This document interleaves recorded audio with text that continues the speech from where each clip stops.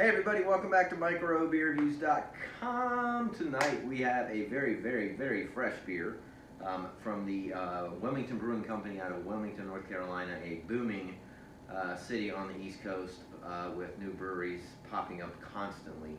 So Wilmington Brewing Company only does these tall cans that come in 4-packs, and they are not cheap. I think this one was $17 for the 4-pack. They're basically darn near close to $5 a can when you really break it down after you buy them. So the cool thing about this is they do a lot of these one and dones where they'll brew it and they'll rename it. They have these wacky names. This one is Hop It On Home, so you can get all kinds of images on that one. It's a West Coast style Imperial IPA. It's 10% ABVs. This one was brewed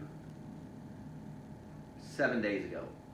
So I bought this 2 or 3 days ago. I basically got it right after they canned it. So, and I will say with these, if you can get these fresh, they are worth $5 a can. They recommend, it's just like anything else with the high quality IPAs, about a 90-day shelf life. But they do timestamp them. So their descriptions are pretty simple. They have Pilsner and wheat malt. There is Mosaic, Simcoe, Centennial, and Warrior hops in the boil, and then they dry hop them with Mosaic, Simcoe, and Centennial. So really good mix of hops there. And again, it's one of these beers where I know a lot of people that watch this won't be able to get these because their distribution is not that wide. But if you're ever on the East Coast and you can find some of these at a bottle shop or even at a restaurant, which I know that some of the restaurants are starting to get into, they're worth it, trust me. So this one is your classic IPA. It's got kind of a yellowish, orangish hue to it, perfectly white, frothy, foamy head on it, almost zero carbonation. There are like maybe 10 bubbles. I know you can't see them on the camera every couple of seconds, so there's not much carbonation at all, but it's very filtered. It's not cloudy. There's nothing floating around. This is one of the best parts of these beers, is the aroma. So this one's not nearly as powerful as some of the other ones. You can definitely smell Mosaic hops in here. It's not nearly as peppery and as spicy as I would have thought with the Centennials in there.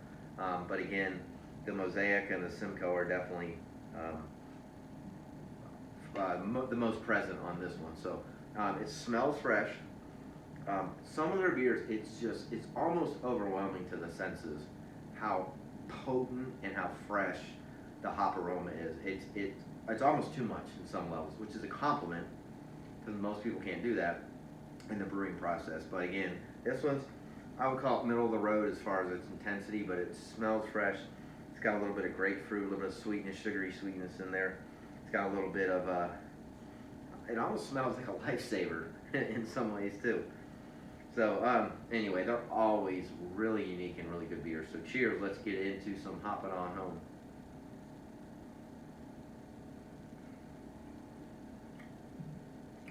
That is a big double IPA. It's got the mouthfeel of Enjoy By. It's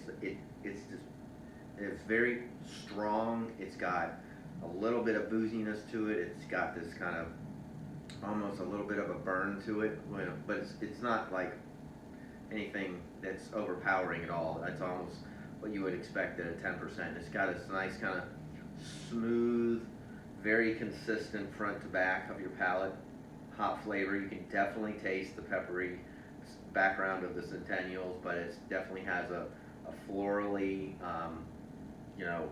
Mosaic-ish type with a little bit of sugar sweetness.